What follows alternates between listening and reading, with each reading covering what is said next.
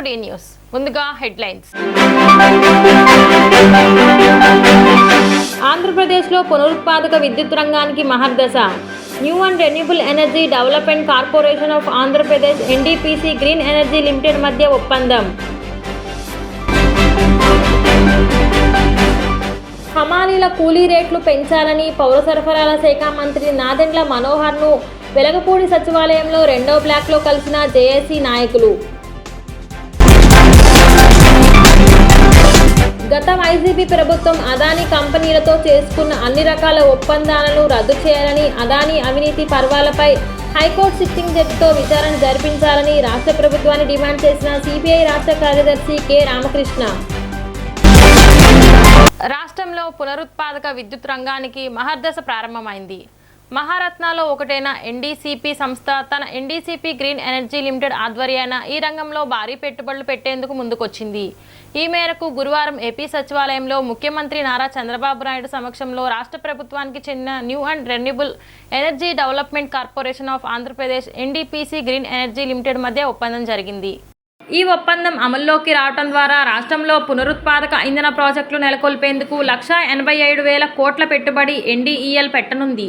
దీని ద్వారా దాదాపు రాష్ట్రంలో 1,06,250 మందికి ఉద్యోగ ఉపాధి అవకాశాలు లభించే అవకాశం ఉంది.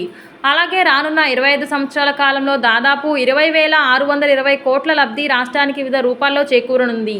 ఈ ఒప్పందం సందర్భంగా ముఖ్యమంత్రి చంద్రబాబు నాయుడు మాట్లాడుతూ, ఈ జాయింట్ వెంచర్ ఇంధన రంగంలో ఆంధ్రప్రదేశ్ను అగ్రగామి చేసే క్రమంలో కీలక అడుగు అన్నారు. సౌర, పవన, pump storage, green hydrogen, green ammonia వంటి పునరుత్పాదక విద్యుత్ రంగ ప్రాజెక్టులను ప్రోత్సహించడానికి ప్రభుత్వం ముందుంటుందని అన్నారు.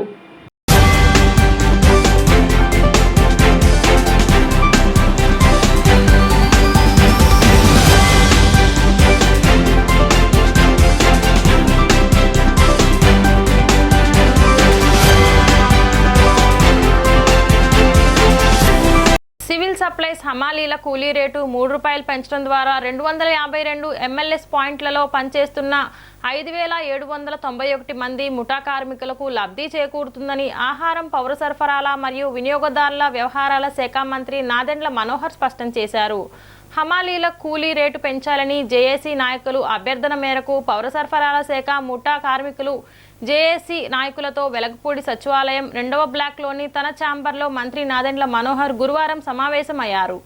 ఈ సందర్భంగా వారితో చర్చలు జరిపిన అనంతరం హమాలీల కూలీ రేటు క్వింటాకు ₹25 నుండి ₹28 పెంచేందుకు మంత్రి నాదెండ్ల మనోహర్ అంగీకారం తెలిపారు. ఈ సందర్భంగా జేఏసీ నాయకులు పలు సమస్యలను మంత్రి నాదెండ్ల దృష్టికి తీసుకురాగా మంత్రి సావధానంగా విన్నారు. మరో సమావేశంలో సంబంధిత సమస్యలపై లోతుగా చర్చించి పరిష్కరిద్దామని వివరించారు. మంత్రి నిర్ణయంతో జేఏసీ నాయకులు హర్షం వ్యక్తం చేశారు.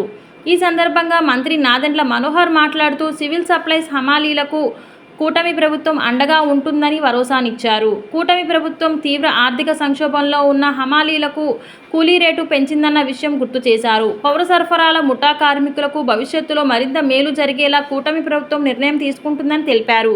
ఈ సమావేశంలో పౌర సరఫరాల శాఖ కమిషనర్ వీరపాండ్యన్, మన్వీర్ జిలానీ, సిఐటియుసి గౌరవ అధ్యక్షులు ఉమామహేశ్వరరావు, ప్రధాన కార్యదర్శి ఉదయ్ భాస్కర్ రావు, రాష్ట్ర నాయకులు శేఖర్, శివశంకర్, పివి యోహాన్, ఏఐటియుసి రాష్ట్ర అధ్యక్షులు చిన్నాంజనేయులు, ప్రధాన కార్యదర్శి వెంకట సుబ్బయ్య, ఉప ప్రధాన కార్యదర్శి రావుల అంజిబాబు, రాష్ట్ర నాయకులు కోట్ల మర్యాదాసు, బండారు శ్రీనుబాబు, భాషా లక్ష్మణరావు, అనిల్ తదితరులు పాల్గొన్నారు.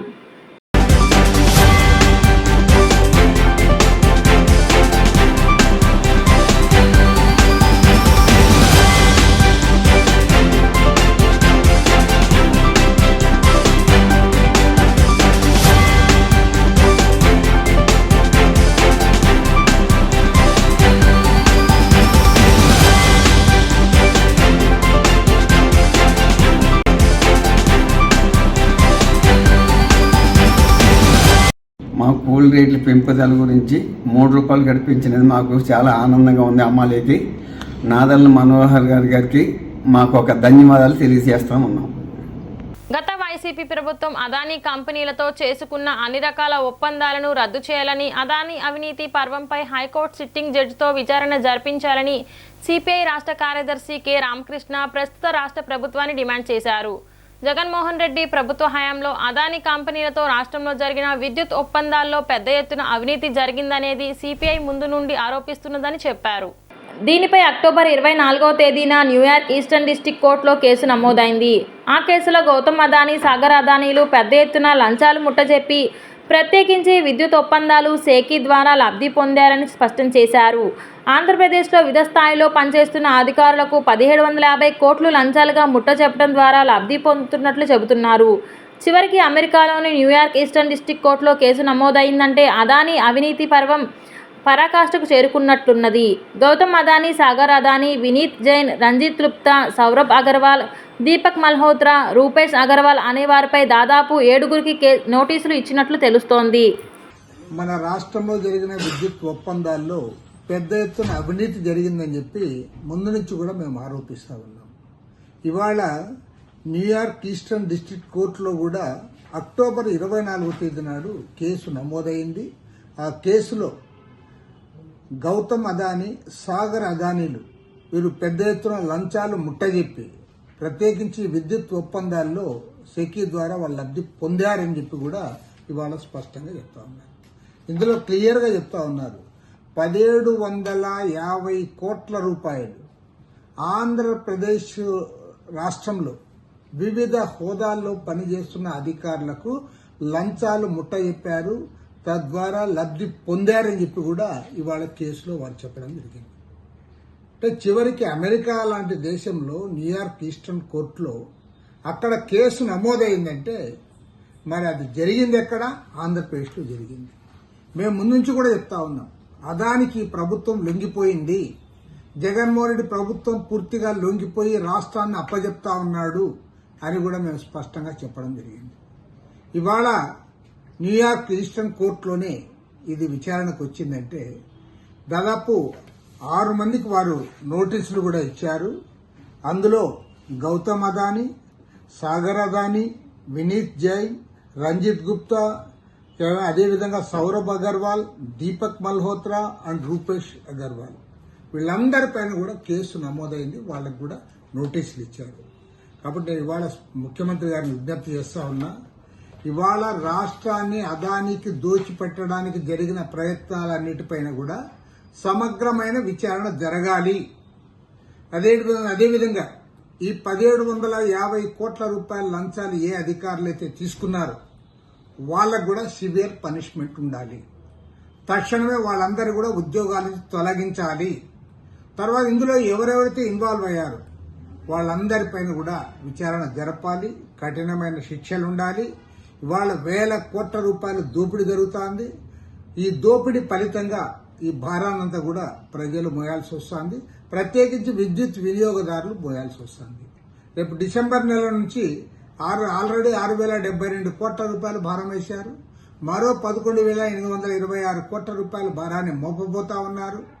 ఒకవైపేం ప్రజలు భారాలు మోయాలి, వీరు మాత్రం దర్జాగా 1000 కోట్ల రూపాయల లంచాలు తీసుకొని వారికి ఊడిగం చేసి అదానీలకు దోచిపెడతా ఉన్నారు. కాబట్టి ఇందులో ఎవరెవరైతే ఇన్వాల్వ్ అయ్యారో అధికారులు, రాజకీయ నాయకులు, ఆనాటి మంత్రులు, ముఖ్యమంత్రి ఇన్వాల్వ్ అంటే ఆనాటి ముఖ్యమంత్రి అందరిపైన కూడా విచారణ జరిపించాలి. ముఖ్యమంత్రి చంద్రబాబు నాయుడు గారు ఏమాత్రం చిత్తశుద్ధి ఉన్నా తక్షణమే హైకోర్టు సిట్టింగ్ జడ్జి చేత దీనిపైన విచారణ జరిపించాలని సిపిఐ తరఫున డిమాండ్. రాష్ట్ర వ్యాప్తంగా ఉన్న 25 లక్షల మంది కొప్పుల వెలను కులానికి చైర్మన్ గా తనకు అవకాశం ఇచ్చినందుకు ముఖ్యమంత్రి చంద్రబాబు నాయుడుకి ధన్యవాదాలు తెలియజేస్తున్నానని రాష్ట్ర Velama corporation development chairman PVG Kumar తెలిపారు. గత ప్రభుత్వంలో కేవలం కుర్చీలకే చైర్మన్లను పరిమితం చేశారు తప్ప తమ కులాల అభ్యున్నతికి ఏమాత్రం నిధులు కేటాయించలేదని ఆరోపించారు. గొల్లపూడి సమీపంలోని బీసీ భవన్లో రాష్ట్ర వెలమ కార్పొరేషన్ డెవలప్మెంట్ చైర్మన్ గా పివిజి కుమార్ బాధ్యతలు స్వీకరించారు. ఈ సందర్భంగా ఆయన మాట్లాడుతూ కొప్పుల వెలమ కులానికి చైర్మన్ గా తనకు అవకాశం ఇచ్చినందుకు ముఖ్యమంత్రి చంద్రబాబు నాయుడుకి ధన్యవాదాలు తెలియజేశారు. గత ప్రభుత్వంలో కేవలం కుర్చీలకే చైర్మన్లు పరిమితం చేశారని విమర్శించారు.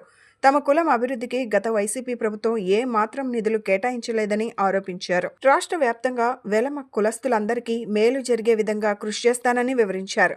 తనపై నమ్మకంతో బాధ్యతలు ఇచ్చిన CM Chandrababu Naidu, deputy CM Pawan కళ్యాణ్కు ధన్యవాదాలు తెలిపారు.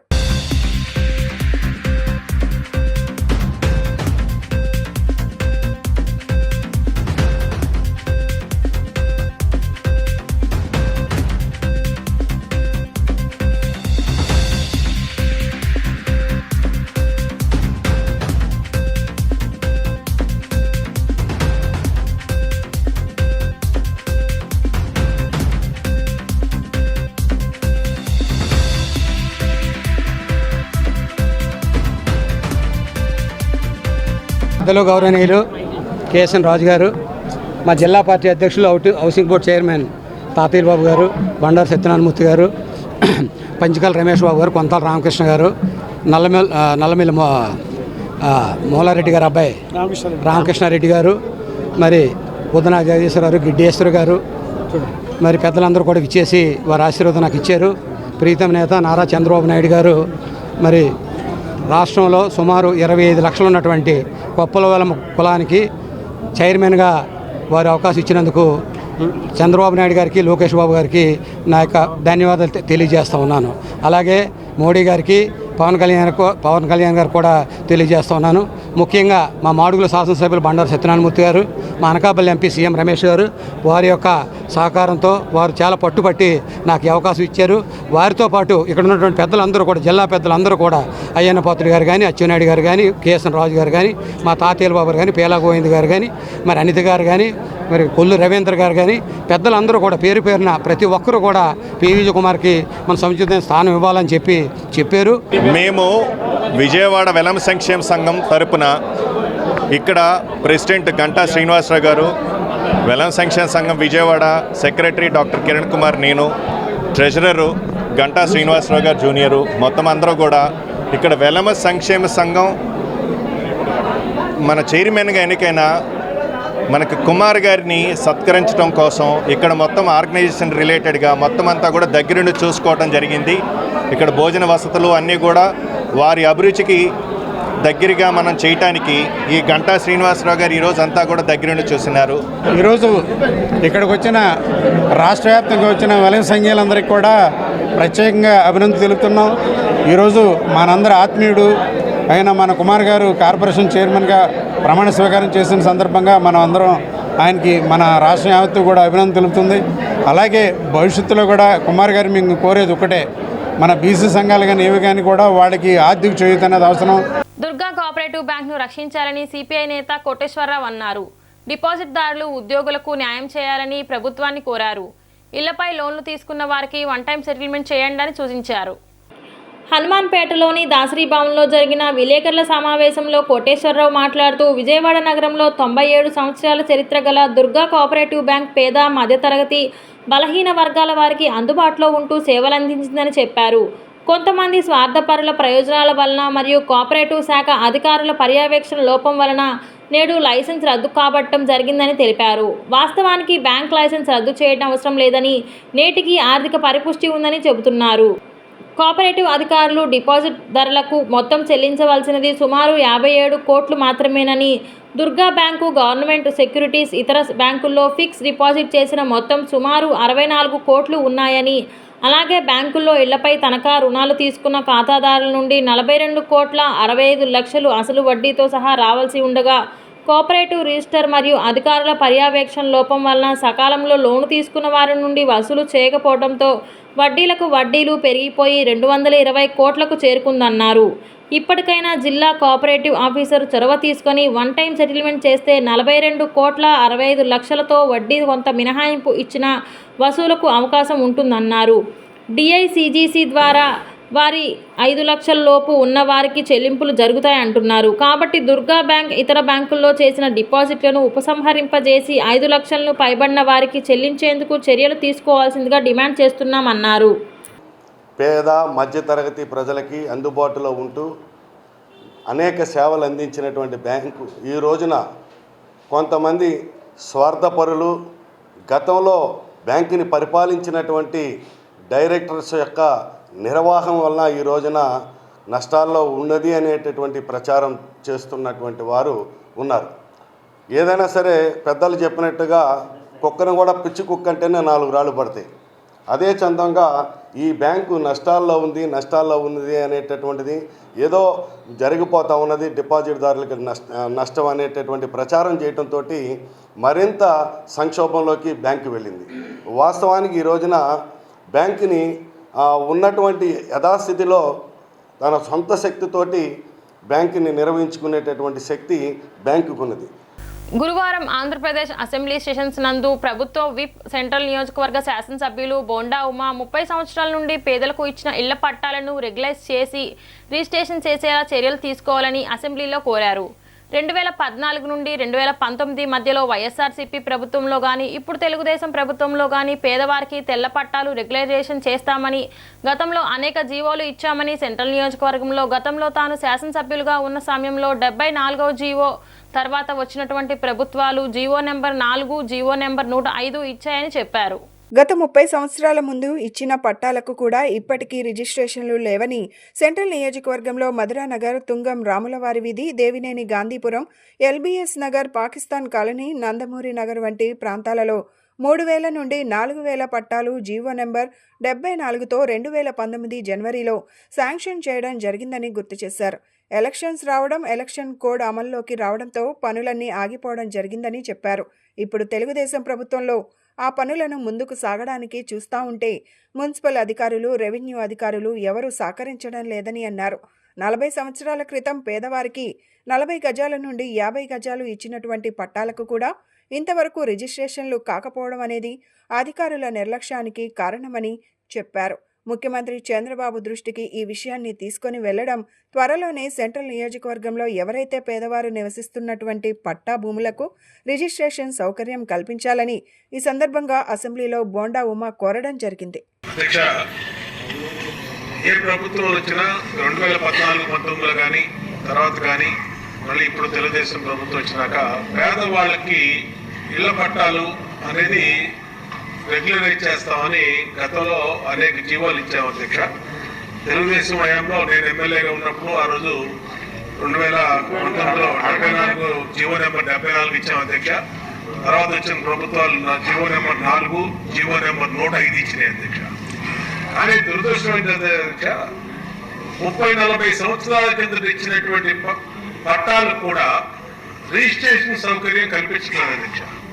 నా సెంట్రల్ నియోజకవర్గంలో తుంగం రావుల వీధని, దేవినేని గాంధీపురం అని, ఎల్బీఎస్ నగర్ అని, పాకిస్తాన్ కాలనీ, నందమూరి నగర్ అని ఇలాగా కొన్ని ఏరియాల్లో దాదాపు 3,800 పట్టాలు నేను ఎమ్మెల్యేగా ఉన్నప్పుడు ఈ జీవో నెంబర్ 74 ద్వారా రెడీ చేయించాం అధ్యక్ష. దురదృష్టవశాత్తు ఎలక్షన్ చివరికి వచ్చేసింది అధ్యక్ష. నోటిఫికేషన్ వచ్చింది, అయిపోయింది అధ్యక్ష. కానీ అధికారులు ఎంత నిర్లక్ష్యంగా ఉన్నారంటే అధ్యక్ష, దీని మీద మీరు ఒక స్పెషల్ రూలింగ్ కూడా ఇవ్వాలి అధ్యక్ష. ఎందుకంటే ఎంత అధ్వానంగా పనిచేస్తున్నారంటే, మున్సిపల్ అధికారులు అడిగితే మేము చేస్తా ఉంటారు, రెవెన్యూ వాళ్ళు అడిగితే మీరు చూస్తూ ఉంటున్నారు. కానీ సంవత్సరాలు గడిచిపోతున్నాయి. 40 సంవత్సరాలు అయింది అధ్యక్ష. 90లో 30 సంవత్సరాల కింద పట్టాలు ఇచ్చినాయి, 1980లో పట్టాలు ఇచ్చినాయి. అది కూడా రిజిస్ట్రేషన్ చేయలేకపోతే 60 గజాలు 70 గజాలు అదే ఒకటి 22A ఉందంటారు. 22A ఉందంటే అంతరిక్షంలో ఉంటుంది అధ్యక్ష. 22A తీయే పని.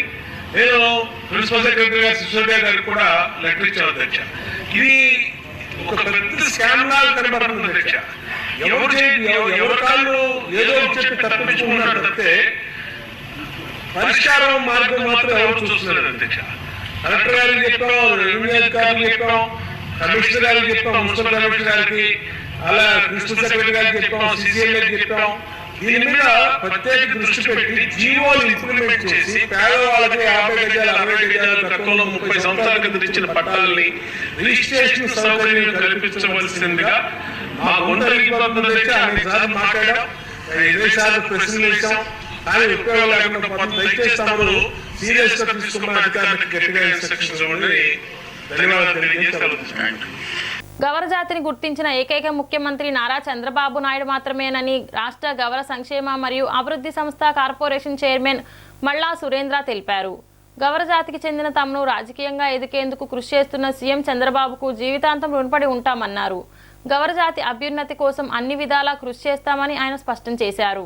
గొల్లపూడి సమీపంలోని బీసీ భవన్లో రాష్ట్ర గౌర కార్పొరేషన్ చైర్మన్గా మల్లా సురేంద్రబాబు బాధ్యతలు స్వీకరించారు.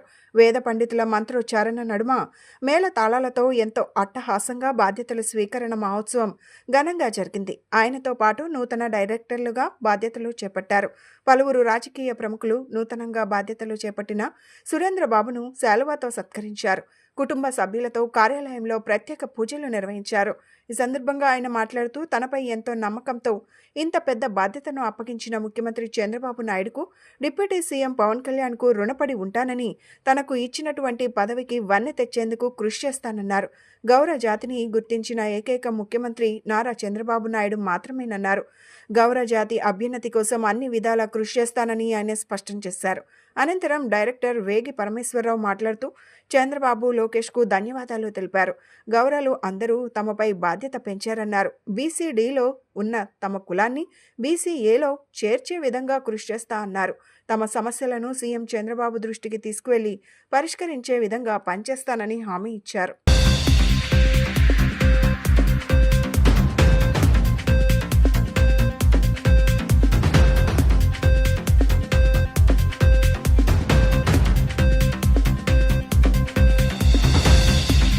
అందరికీ నమస్కారం. ఈరోజు విజయవాడ గొల్లపూడి బీసీ భవన్ కార్యాలయంలో మా ఆంధ్ర రాష్ట్ర ముఖ్యమంత్రి శ్రీ నారా చంద్రబాబు నాయుడు గారు, డిప్యూటీ సీఎం పవన్ కళ్యాణ్ గారు, పురంధేశ్వరి గారు, కూటమి నాయకుల ఆశీస్సులతో గౌర కార్పొరేషన్ చైర్మన్గా ఈరోజు పదవి బాధ్యతలు నాతో పాటు మా రాష్ట్ర డైరెక్టర్లు అందరూ కూడా ప్రమాణ స్వీకారం చేశారు. మరి ముఖ్యంగా ఈ కార్యక్రమానికి మా గౌర కార్పొరేషన్ కమిషనర్ గారు, అధికారులందరూ కూడా పాల్గొని దగ్గరుండి ప్రమాణ స్వీకారం నిర్వహించారు. మరి ఈ కార్యక్రమంలో మా బీసీ నాయకులు, మా మంత్రులు, ఎమ్మెల్యేలు అందరూ కూడా ఈ కార్యక్రమంలో పాల్గొని మరి అసెంబ్లీ జరుగుతున్నా సరే వాళ్ళ సమయానికి అనుకూలంగా అందరూ కూడా ఈ కార్యక్రమంలో పాల్పంచుకున్నారు. ముఖ్యంగా ఏదైతే ఈ గౌర కార్పొరేషన్ చైర్మన్గా ప్రమాణ స్వీకారం చేశానో మరి ఖచ్చితంగా ముందుగా నారా చంద్రబాబు నాయుడు గారికి నేను కృతజ్ఞతలు తెలియజేస్తున్నాను. ఎందుకంటే మా గౌర జాతుల్ని గుర్తించిన వ్యక్తి ముఖ్యమంత్రి నారా చంద్రబాబు నాయుడు గారిని చెప్పి ఈ సందర్భంగా నేను తెలియజేస్తున్నాను. అందరికీ నమస్కారం. ఈరోజు గౌర డైరెక్టర్గా, ఆంధ్రప్రదేశ్ గౌర డైరెక్టర్గా నన్ను డైరెక్టర్గా నియమించినటువంటి కూటమి నాయకులు మా నాయకులు చంద్రబాబు నాయుడు గారికి, లోకేష్ బాబు గారికి, మిగతా నాయకులందరికీ నా హృదయపూర్వక ధన్యవాదాలు. ఈవేళ మా గౌర జాతీయులు అందరూ కూడా మంచి బరువు బాధ్యతలు మా మీద పెట్టారు. మేము బీసీ-డి నుంచి బీసీ-ఏ వరకు ఈ మా కులాన్ని తీసుకెళ్ళడానికి సాయశక్తిలా మా డైరెక్టర్లు అందరినీ కలుపుకొని, మా చైర్మన్ గారు సురేందర్ని అందరినీ కలుపుకొని మేము ప్రతి నాయకుల దగ్గరికి, అందరి దగ్గరికి వెళ్ళి మేము బీసీ-డి నుంచి బీసీ-ఏకి రావడానికి మీ అందరూ కృషి చేస్తామని మీ అందరికీ మనం చేస్తున్నాం. అదే కాకుండా మన కులంలో ఎవరైనా సరే చితికిపోయి ఉండి మరీ ఇబ్బందిగా ఉంటే వాళ్ళందరికీ ఆరోగ్యం బాగోలేనని కూడా సీఎం రిలీఫ్ ఫండ్ తీసుకొచ్చి అక్కడ ఉన్న ఎమ్మెల్యేలతో నాతో స్పందించి మా అందరినీ కూడా వాళ్ళకి సరైన సహకారాలు అందిస్తామని. గత 5 ఏళ్ల వైసీపీ పాలన వల్ల రాష్ట్రంలో గంజాయి విచ్చలవిడిగా పెరిగిందని శాసనసభలో హోంమంత్రి అనిత వెల్లడించారు.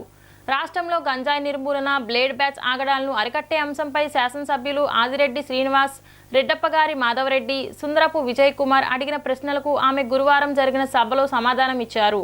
2014 నుండి 19 ముఖ్యమంత్రి చంద్రబాబు పాలనతో పోలిస్తే 2019 నుండి 2024 మధ్య వైసీపీ ప్రభుత్వం హయాంలో గంజాయి విచ్చలవిడిగా పెరిగిందన్నారు. గత వైసీపీ ప్రభుత్వం గంజాయిని పెంచి పోషించిందని ఆరోపించారు. గత 5 ఏళ్లు ముఖ్యమంత్రిగా ఉన్న వైఎస్ జగన్ ఏనాడు గంజాయిపై ఒక్క రివ్యూ కూడా చేయలేదని విమర్శించారు. అందుకే ఏజెన్సీ ఏరియాల నుంచి చిన్నపిల్ల స్కూల్ బ్యాగ్లోకి గంజాయి వచ్చి చేరిందని ఆమె ఆవేదన వ్యక్తం చేశారు. యువగలం పాదయాత్ర సమయంలో చంద్రగిరి నియోజకవర్గంలో ఒక తల్లి తన బిడ్డను తీసుకొచ్చి నారా లోకేష్ గారిని కలిసి గంజాయి బారిన పడిన విషయాన్ని ఈ సందర్భంగా హోంమంత్రి గుర్తు చేశారు. గంజాయి వల్ల తమ జీవితాలు ఎంత నాశనమయ్యాయో ఆ తల్లి నాడు లోకేష్కి వివరిస్తూ కన్నీరు పెట్టిన సంగతి ప్రస్తావించారు. అప్పుడే మంత్రి నారా లోకేష్ అధికారంలోకి రాగానే గంజాయిపై దృష్టి పెట్టాలని నిర్ణయించారన్నారు.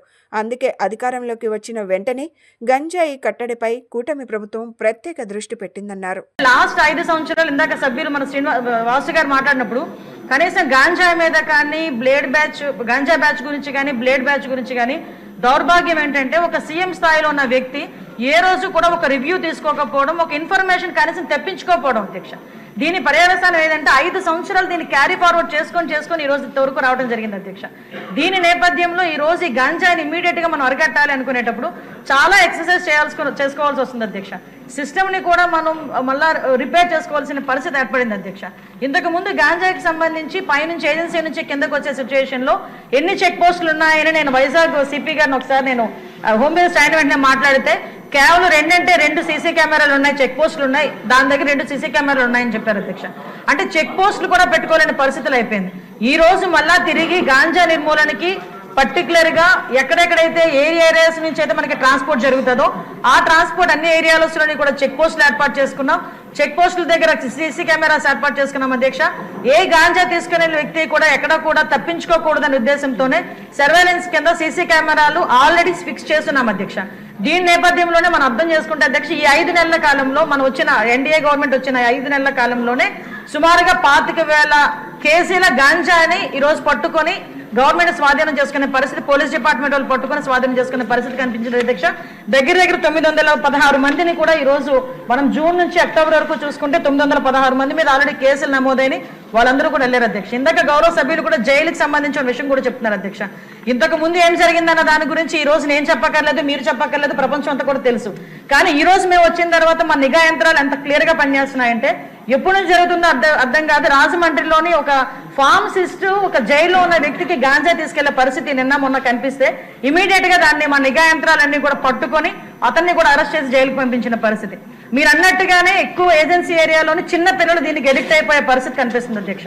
సమాన పనికి సమాన వేతనం ఇవ్వాలని 108 సర్వీస్ యూనియన్ రాష్ట్ర గౌరవ అధ్యక్షులు ఆర్ రవీంద్ర, రాష్ట్ర అధ్యక్షుడు సుబాని డిమాండ్ చేశారు. సర్వీస్ ప్రొవైడర్ను తొలగించి పూర్తిగా ప్రభుత్వమే ఈ సర్వీస్ చేపట్టాలని వారు డిమాండ్ చేశారు. ఈ సర్వీస్లో ఉద్యోగి మరణిస్తే ఆ ఉద్యోగి కుటుంబానికి 25 లక్షల రూపాయల పరిహారం ఇవ్వాలని వారు డిమాండ్ చేశారు.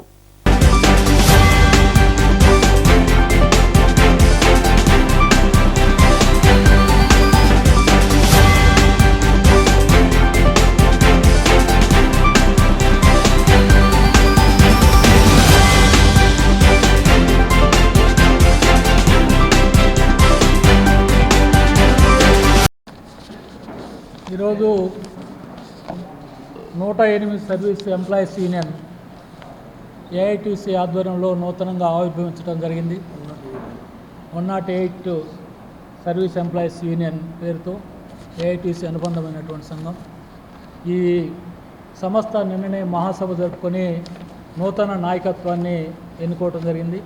ఈ నూతన నాయకత్వంలో ఇప్పుడు వేదిక మీద గౌరవాధ్యక్షులుగా రావులపల్లి రవీంద్రనాథ్, నేను ప్రెసిడెంట్గా ఆర్ సుబాని కృష్ణా జిల్లాకు సంబంధించినటువంటి ఆయన, వర్కింగ్ ప్రెసిడెంట్గా స్వామి వై శబర్నాథ్ రెడ్డి అనంతపురం జిల్లా నుంచి, అసోసియేట్ ప్రెసిడెంట్గా ఏఐటీసీ నుండి ఎస్వి సుబ్బయ్య గారు, ఇంకా ఒక నలుగురు ఉపాధ్యక్షులు, 9 సహాయ కార్యదర్శులు, ఒక ట్రెజరరు, 9 మందితో వర్కింగ్ కమిటీ, ఎగ్జిక్యూటివ్ కమిటీ ఏర్పాటు చేయడం జరిగింది. లేదండి, ప్రతి ఒక్కళ్ళు చేసేది అదే పని చేస్తున్నాం. 12 గంటల పని విధానం కూడా అమలు చేస్తున్నారండి. వైద్య విధాన ఆరోగ్య పరిస్థితిలో మనకి 8 గంటల పని ఉందండి ఎక్కడ చూసినా కానీ. మాకు 12 గంటల పని విధానం చేస్తా చాలా హార్డ్ అయిన వర్క్ చేయడం జరుగుతుంది. దీన్ని కూడా 8 గంటల పని విధానం కూడా మేము డిమాండ్ చేస్తున్నామండి. అలాగే ఈ సర్వీస్ ప్రొవైడర్లు అనేది తీసేసి మీ గవర్నమెంటే ప్రత్యక్షంగా మా యొక్క సర్వీస్ని నిర్వర్తించాలనేసి ఈ సందర్భంగా తెలియజేసుకుంటున్నామండి. ఎన్టీఆర్ కమిషనరేట్ పోలీస్ అధికారులు వినూత్న ప్రయోగం చేపట్టారు. ఈ సందర్భంగా డిజిటల్ అరెస్ట్ గురించి సినీ నటుడు సుమన్ మాట్లాడుతూ డిజిటల్ అరెస్ట్ అనేది సైబర్ నేరగాళ్లు వాడే మోసపూరిత వ్యూహంగా హెచ్చరించారు. తరచుగా ఫోన్ ద్వారా లేదా ఆన్లైన్ కమ్యూనికేషన్ డిజిటల్ మార్గాలు ద్వారా ఒక వ్యక్తిని వర్చువల్ అరెస్ట్ చేశామని చెబుతున్నారని, ఇటువంటి కాల్స్ భయపడాల్సిన అవసరం లేదని సుమన్ తెలిపారు. హాయ్ అండి, అందరికీ నమస్కారం. నేను మీ యాక్టర్ సుమన్ అండి. This about digital arrest. So ఇక్కడ ఏంటంటే కొన్ని క్యారెక్టర్స్ ఉన్నారు.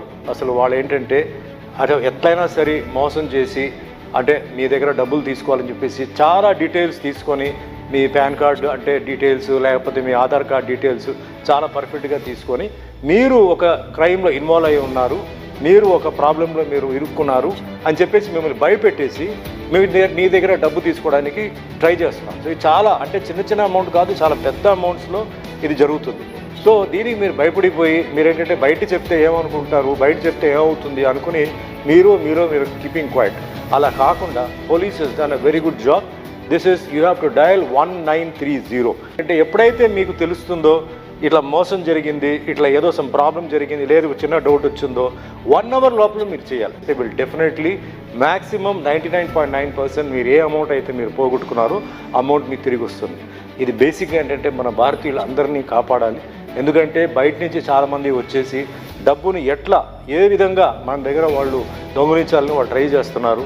టెక్నాలజీ ఎంత ఈ సైడ్లో పెరుగుతుందో టెక్నాలజీ ఆ సైడ్ కూడా అంతే పెరుగుతుంది. అంటే this is called the digital arrest. గుర్తుపెట్టుకోండి, it is 1 hour. Don't delay. ఈ విషయంలో నిజంగా I have to thank NTR జిల్లా police commissionerate. They are doing a wonderful job. And cyber crimes ఎంత అరెస్ట్ చేయడానికి అవుతుందో వాళ్ళంత చేస్తున్నారు. ఎన్టీఆర్ జిల్లా police commissionerate, all the police people who are working in the cyber crime unit అండి. థ్యాంక్ యూ అండి. ఈ నెల 26వ తేదీన రాజ్యాంగ దినోత్సవం సందర్భంగా రాష్ట్ర వ్యాప్తంగా జిల్లా కలెక్టర్ కార్యాలయాల వద్ద రైతుల హక్కులు కాపాడాలని నిరసన కార్యక్రమాలు నిర్వహిస్తున్నట్లు వడ్డే శోభనాధీశ్వరరావు తెలిపారు. రైతు సంఘాలు, కార్మిక సంఘాలు సంయుక్తంగా ఈ కార్యక్రమాన్ని చేపడుతున్నట్లు తెలిపారు. రాజ్యాంగానికి భిన్నంగా ప్రస్తుత ప్రభుత్వాల పాలన ఉందని సంయుక్త కిసాన్ రాష్ట్ర కన్వీనర్ వడ్డే శోభనాధీశ్వరరావు అన్నారు. ప్రెస్ క్లబ్లో ఏర్పాటు చేసిన విలేకరుల సమావేశంలో ఆయన మాట్లాడారు. కార్మికులు పోరాడి సాధించుకున్న హక్కులను కాలరాస్తూ తీసుకువచ్చిన 4 లేబర్ కోడ్లను తక్షణమే రద్దు చేయాలని ఆయన డిమాండ్ చేశారు. ఇందులో భాగంగా 26వ తేదీన తుమ్మలపల్లి కళాక్షేత్రం నుంచి స్వరాజ్య మైదానంలో అంబేద్కర్ విగ్రహం వరకు ర్యాలీ నిర్వహిస్తున్నట్లు తెలియజేశారు. సామాన్య మధ్యతరగతి ప్రజలు దాచుకున్న సొమ్మును రుణాల రూపంలో ఇచ్చి కట్టని పక్షంలో మాఫీ చేయడం సరికాదన్నారు. దేశానికి అన్నం పెట్టే రైతులకు ఒక్కసారి రుణమాఫీ చేయమంటే ఎందుకు స్పందించడం లేదన్నారు. రాష్ట్ర ప్రభుత్వం వైఖరిలో కొన్ని మార్పులు చేసుకోవాల్సిన అవసరం ఉందన్నారు. విశాఖ స్టీల్ ప్లాంట్ కి కెప్టివ్ మైన్స్ లేని ఒకే ఒక్క ఉక్కు కర్మాగారం విశాఖ ఉక్కు కర్మాగారం అన్నారు. ఉక్కు కర్మాగారాన్ని కారు చౌకగా అమ్మేయాలని కేంద్రం ప్రయత్నిస్తుందన్నారు. అమ్మడం లేదు అని చెప్తున్నారు, కానీ దాన్ని కాపాడే కేంద్ర రాష్ట్ర ప్రభుత్వాలు చేయడం లేదన్నారు. రాజ్యాంగ దినోత్సవం భారత ప్రజానీకం డాక్టర్ బిఆర్ అంబేద్కర్ గారి సారథ్యంలో రూపొందించుకున్న భారత రాజ్యాంగానికి డ్రాఫ్ట్ని రాజ్యాంగ సభలో సుదీర్ఘంగా చర్చించి ఆమోదించి తమకు తాము ప్రసాదించుకున్న పవిత్రమైన రోజు.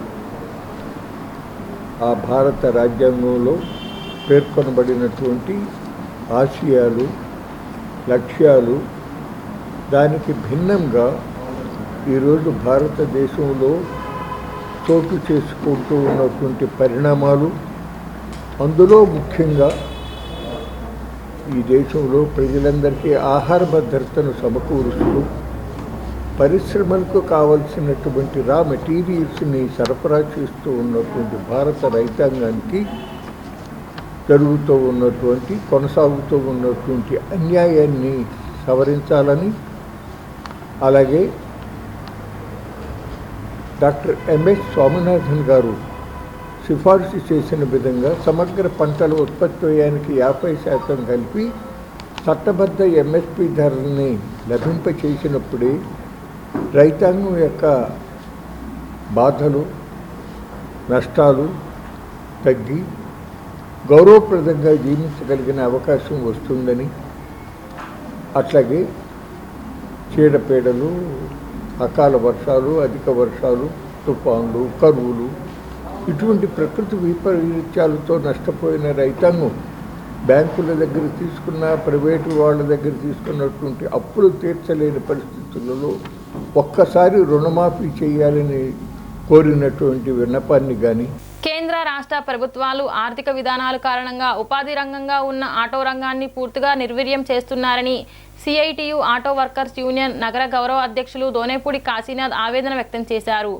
నగరంలో వేలాది మంది నిరుద్యోగ యువత ఆటో రంగంపై జీవనం సాగిస్తూ ఉన్న తరుణంలో వివిధ ప్రైవేట్ ఏజెన్సీలు ఆటో రంగాన్ని నాశనం చేసే విధంగా పనిచేస్తున్నాయని చెప్పారు.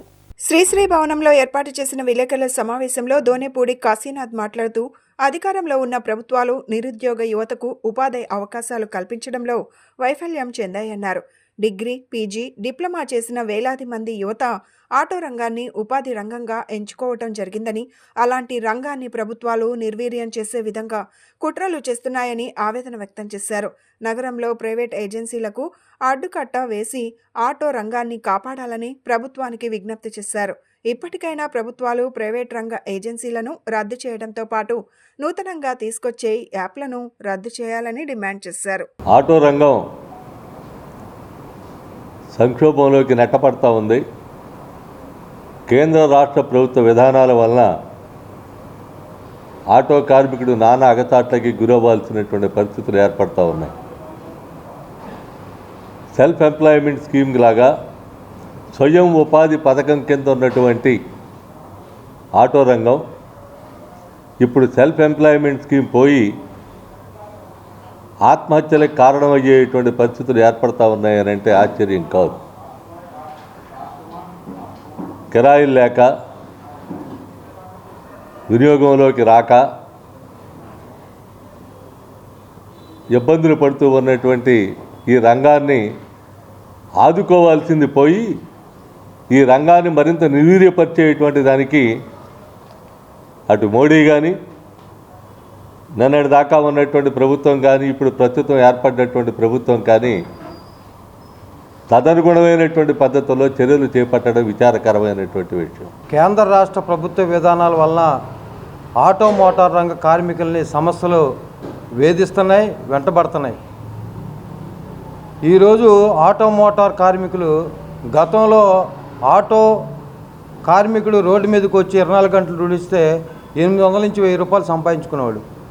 కానీ ఈరోజు 200 నుంచి 300 రూపాయలు సంపాదించుకోవడం కూడా చాలా కష్టంగా మారింది. ఓలా, ఊబర్, ర్యాపిడ్ వంటి విదేశీ యాప్ల వలన ఇవాళ ఆటో రంగం కుబేలైపోయింది. కిరాయిలు లేక వాళ్ళ కుటుంబాలను పోషించలేక ఇవాళ ఆత్మహత్యలు చేసుకునే పరిస్థితికి వచ్చింది. గతంలో ఆత్మహత్యలు అంటే రైతులు గుర్తుకొచ్చేవాళ్ళు, కానీ ఈరోజు ఆత్మహత్యలు అని చెప్పారంటే ఆటో కార్మికులు. కనీసం మా భర్త చనిపోయాడండి, మేము ఫైనాన్స్ కట్టలేము, కొంత టైం ఇవ్వండి అని చెప్పేసి అన్నా సరే ఆటో యజమాని సంఘాలు వాళ్ళకున్న గుమస్తాలు భార్యలను బెదిరించి మీ భర్త చనిపోతే నాకెందుకు, నాకు ఇస్తే కట్టాలని చెప్పేసి మానసికంగా ఒత్తిడి తీసుకురావడం వల్ల ఇవాళ ఆటో కార్మికులు 100కి 90% మంది అనారోగ్యాలకు గురైన వాళ్ళు ఉన్నారు. బులెటిన్ ముగించే ముందు ముఖ్యాంశాలు మరొకసారి. ఆంధ్రప్రదేశ్లో పునరుత్పాదక విద్యుత్ రంగానికి మహర్దశ. New and renewable energy development corporation of Andhra Pradesh NTPC green energy limited మధ్య ఒప్పందం. హమాలీల కూలీ రేట్లు పెంచాలని పౌర సరఫరాల శాఖ మంత్రి నాదెండ్ల మనోహర్ను వెలగపూడి సచివాలయంలో 2వ బ్లాక్లో కలిసిన జేఏసీ నాయకులు. గత వైసీపీ ప్రభుత్వం అదానీ కంపెనీలతో చేసుకున్న అన్ని రకాల ఒప్పందాలను రద్దు చేయాలని, అదానీ అవినీతి పర్వాలపై హైకోర్టు సిట్టింగ్ జడ్జితో విచారణ జరిపించాలని రాష్ట్ర ప్రభుత్వాన్ని డిమాండ్ చేసిన సిపిఐ రాష్ట్ర కార్యదర్శి కె రామకృష్ణ. డి న్యూస్కి సమాప్తం. మళ్ళీ నెక్స్ట్ బులెటిన్లో కలుద్దాం.